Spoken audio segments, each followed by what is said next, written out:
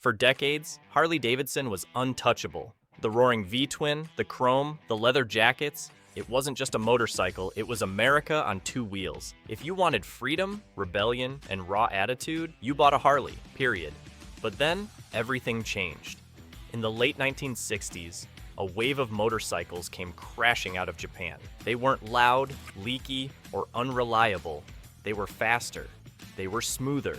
They were cheaper. And they did something Harley couldn't. They started every time you hit the button. At first, Harley laughed them off, calling them rice burners, dismissing them as toys for beginners. But riders knew better. These Japanese machines weren't toys. They were revolutions. They stole Harley's customers, humiliated them on the drag strip, and redefined what a motorcycle could be. Harley had built legends, but Japan built revolutions. And today, we're unlocking the vault to reveal the 10 Japanese motorcycles that destroyed Harley-Davidson. From the Honda that invented the superbike, to the Goldwing that conquered touring, to the V-Max that crushed drag strips, and even the Hayabusa that rewrote the laws of speed, these are the machines that forced Harley to fight for survival. So buckle up, because this isn't just motorcycle history. This is the story of how Japan shook Milwaukee to its core and changed the motorcycle world forever. Honda CB750, 1969, the original superbike. If there's one motorcycle that can claim to have rewritten the entire rulebook, it's the Honda CB750. The year was 1969. Harley-Davidson was still selling big heavy V-twins with kickstarters, drum brakes, and oil leaks you could set your watch to. They were expensive, they were clunky, and they carried a reputation that only loyalists could love. Riders had accepted that motorcycles were supposed to be like that, loud, temperamental, more lifestyle than machine. And then, Honda dropped the bomb. The CB750 wasn't just a motorcycle. It was a revolution on wheels. It was the world's first production superbike, and nothing Harley or anyone else had on sale could compare. 4 cylinders, overhead cam, front disc brake, electric starter, smooth as silk, reliable as a car, and priced at a level that everyday riders could afford. Think about the impact. For the price of a Harley that rattled your bones and sometimes refused to start, you could buy a CB750 that would go 120 miles per hour, stop on a dime, and never leave a puddle of oil on your garage floor. The press went crazy. Riders lined up. And Harley? They were blindsided. The CB750 showed the world that motorcycles didn't have to be primitive. They could be modern. They could be precise. They could be thrilling and reliable. It was the motorcycle that kicked off the superbike era and instantly made Harley look like it was selling antiques. Collectors today call it the bike that changed everything, because it did. The CB750 didn't just take customers, it redefined what people expected from a motorcycle. And Harley would spend the next decade scrambling to catch up, fighting a war it didn't even see coming. But Honda wasn't done, because just a few years later, another Japanese company would take Honda's formula, pump it full of steroids, and unleash a machine so powerful it earned the nickname the New York Steak, a muscle bike that made Harley look like it was standing still. Kawasaki Z1, 1972, Japan's muscle bike. When Honda rewrote the rules with the CB750, many wondered if anyone could follow it up. Kawasaki didn't just follow, it raised the stakes.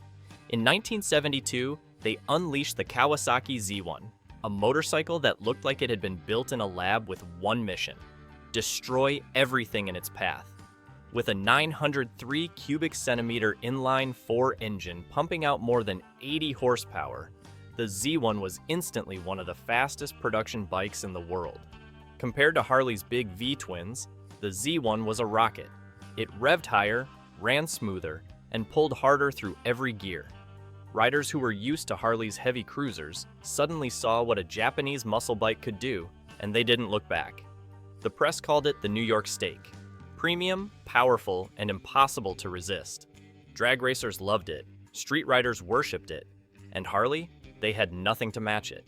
While Milwaukee was stuck fighting mechanical problems and clinging to nostalgia, Kawasaki was giving riders exactly what they wanted: speed, reliability, and excitement. The Z1 didn't just compete, it humiliated Harley in performance and set the tone for the 1970s. Japanese bikes weren't just alternatives anymore, they were the future. Honda Goldwing, 1975, the touring king. By the mid-1970s, Harley-Davidson still owned the American touring image. Big cruisers, leather saddlebags, and chrome for days, it was their world. But in 1975, Honda quietly introduced a machine that would steal that crown and never give it back, the Honda Goldwing. From the start, the Goldwing wasn't just another motorcycle, it was a revolution in long-distance comfort. A liquid-cooled flat-4 engine, shaft drive, and unmatched smoothness made it feel less like a vibrating cruiser and more like a luxury machine built to devour miles.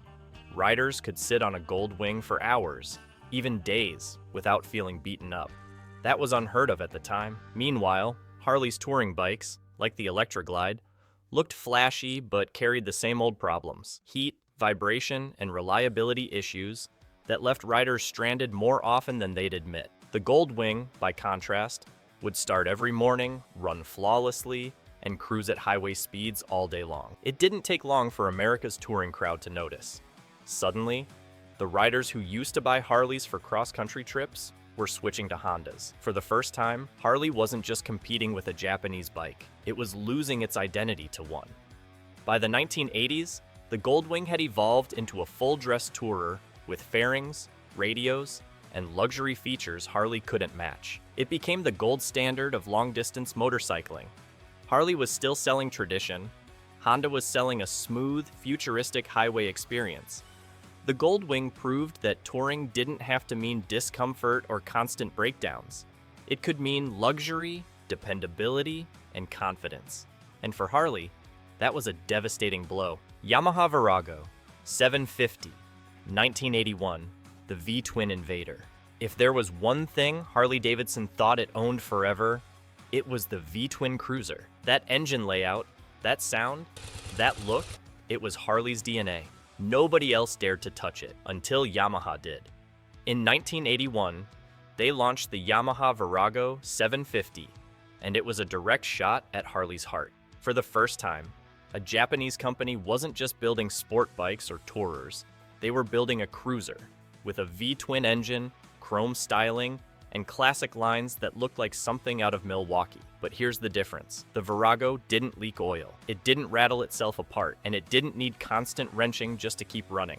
Riders who loved the look of a Harley but hated the maintenance suddenly had a new choice. A cruiser that looked the part but ran with Japanese reliability. And Yamaha didn't stop at the engine. The Virago came with innovations like a monoshock rear suspension, hidden under the seat for a clean hardtail look but with modern comfort. It was stylish, comfortable, and dependable, something Harley couldn't always promise in the early 80s. The result? Riders who might have saved up for years to buy a Harley walked into a Yamaha dealership instead.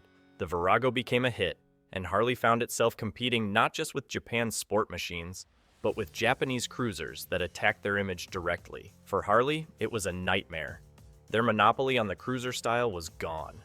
The Japanese had invaded their territory, and they weren't just competing, they were winning. Suzuki GSXR750, 1985, the birth of modern sport bikes. By the mid-1980s, Japanese motorcycles were already dominating in reliability and value. But then Suzuki dropped a bomb that created an entirely new era, the GSXR750. Launched in 1985, it wasn't just another motorcycle, it was the world's first true race replica sport bike. Built with a lightweight aluminum frame, aggressive aerodynamics, and a high-revving inline-4 engine, the GSXR750 delivered something Harley could never touch. Track-level performance for the street. At just over 400 pounds, it was dramatically lighter than anything in Harley's lineup. Riders suddenly had a bike that could corner like a race machine, screamed a red line, and dominate on twisty roads. In a world where Harleys were known for heavy cruising, the GSXR represented speed and the future of youth motorcycling. Agility, it quickly became a phenomenon. Young riders wanted the sport bike image, sleek, fast, and inspired by professional racing. Harley, by comparison, looked old, slow, and out of touch. The GSXR750 didn't just sell bikes, it created a movement. It inspired competitors from Yamaha, Kawasaki, and Honda, and cemented the sport bike as the motorcycle of choice for an entire generation. For Harley-Davidson, there was no response. They couldn't compete in this arena at all. The GSXR750 wasn't just another Japanese bike. It was the birth of a new category that left Harley completely behind. Yamaha V-Max, 1985, the power cruiser. In 1985, Yamaha decided to combine the style of a cruiser with the raw power of a drag racer. The result was the Yamaha V-Max, a motorcycle so wild it was instantly nicknamed Mad Max on two wheels.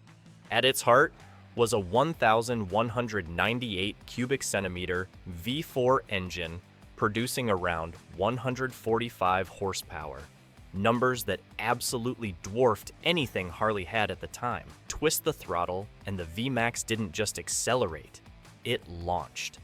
Quarter miles melted in seconds, and riders felt like they were clinging to a rocket. Harleys of the 80s, heavy, slow, and struggling with quality control. Next to the V-Max, they looked ancient. Yamaha had taken the cruiser silhouette, injected it with insane performance, and created a whole new category, the power cruiser. The V-Max became a cult icon. Street racers loved it, drag strips feared it, and magazines called it one of the most exciting bikes ever built.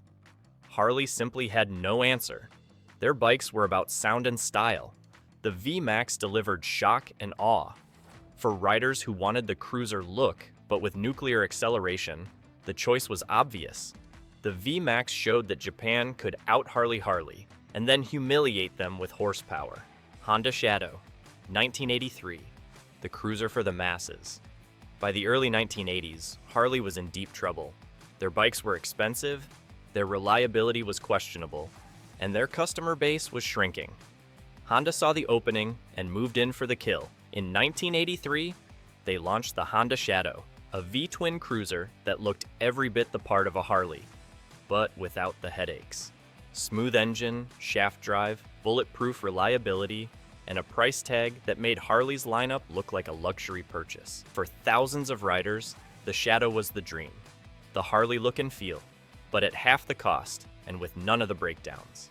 It gave working-class riders a way to get that American cruiser vibe without emptying their wallets or their patience. Harley was furious. They even tried to sue Honda, claiming the Japanese were copying their sound and style. But in the court of public opinion, Harley lost. Riders didn't care who built it. They cared that it started every morning, didn't leak oil, and still turned heads on Main Street. The Shadow sold in huge numbers, and it hit Harley where it hurt most, in the entry-level cruiser market. These were riders who might have bought their first Harley, but instead chose Honda. And once you had a positive experience with Honda, chances were you'd stay loyal. The Shadow proved that Harley no longer had a monopoly on cruiser culture. Japan could build them cheaper, cleaner, and more reliable. And for Harley-Davidson, that was devastating. Kawasaki Vulcan 1500, 1987, the direct challenger. By the late 1980s, the Japanese brands had already conquered sport bikes, touring, and even the entry-level cruiser market. But Kawasaki wasn't satisfied with stealing the edges. They wanted Harley's core. In 1987, they released the Kawasaki Vulcan 1500, a massive V-twin cruiser built with one goal: go head-to-head with Harley-Davidson. This wasn't some small imitation. The Vulcan came with a big 1,470 cubic centimeter engine, muscular lines, and the kind of low-end torque cruiser riders loved. But unlike Harley, the Vulcan was smooth, reliable, and required far less maintenance. It gave riders the same heavyweight cruiser experience without the quirks, breakdowns, or high price tag. For many riders, it was a no-brainer. Why spend thousands more for a Harley that might leak oil when you could get a Vulcan that looked the part, pulled hard, and would run flawlessly for years? The Vulcan 1500 proved that the Japanese weren't just nibbling at Harley's market. They were taking direct shots at Milwaukee's bread and butter. And the worst part for Harley? Riders loved it. Harley was left defending its brand on heritage and image, while Kawasaki was selling on performance, price, and peace of mind. In the battle of logic versus loyalty, more and more riders were choosing Japan. The Vulcan made it clear. Harley didn't just have competition, they had rivals who could beat them at their own game. Suzuki Hayabusa, 1999, speed redefined. By the late 1990s, Harley-Davidson was leaning harder than ever on its image. Loud cruisers, chrome everywhere, and the promise of tradition. But while Harley sold nostalgia, Suzuki was about to redefine the future of speed. In 1999, they unleashed the Suzuki Hayabusa, and it instantly became the fastest production motorcycle in the world. With a 1,299 cubic centimeter inline-4 engine producing nearly 175 horsepower, the Hayabusa could smash through 190 miles per hour right out of the box.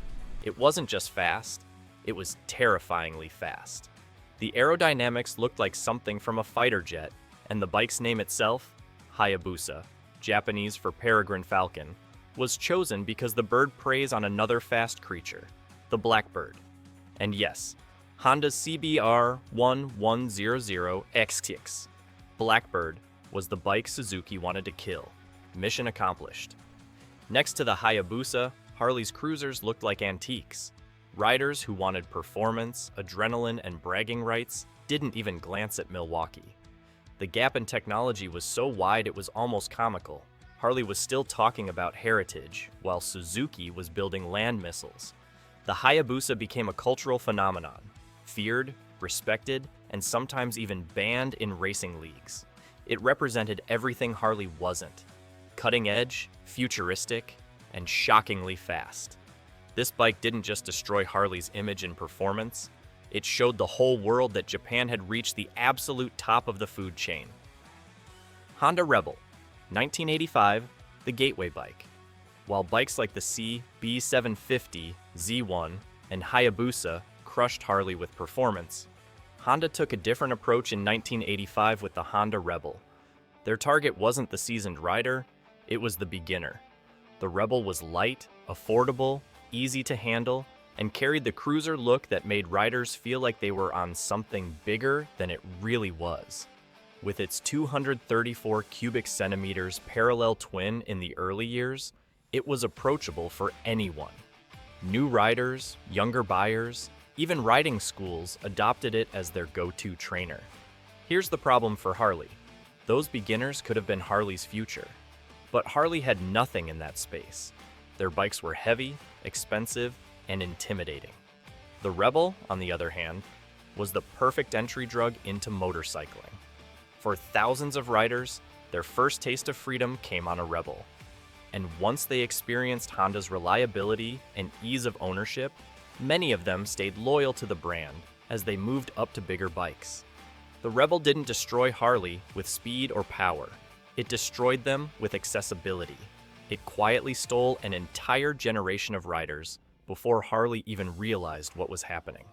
By the time Harley tried to attract new riders with smaller models, Honda's Rebel had already become an icon. It remains in production today, still doing exactly what Harley never could, giving beginners a stylish, affordable way into motorcycling.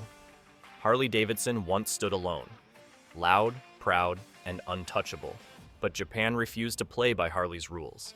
The Honda CB750 proved motorcycles could be fast, modern, and reliable. The Kawasaki Z1 showed muscle didn't have to come from Milwaukee. The Goldwing redefined touring comfort forever. The Virago and Shadow stole Harley's cruiser image. The GSXR750 invented the sport bike era, a world Harley couldn't even enter. The V-Max humiliated them on acceleration.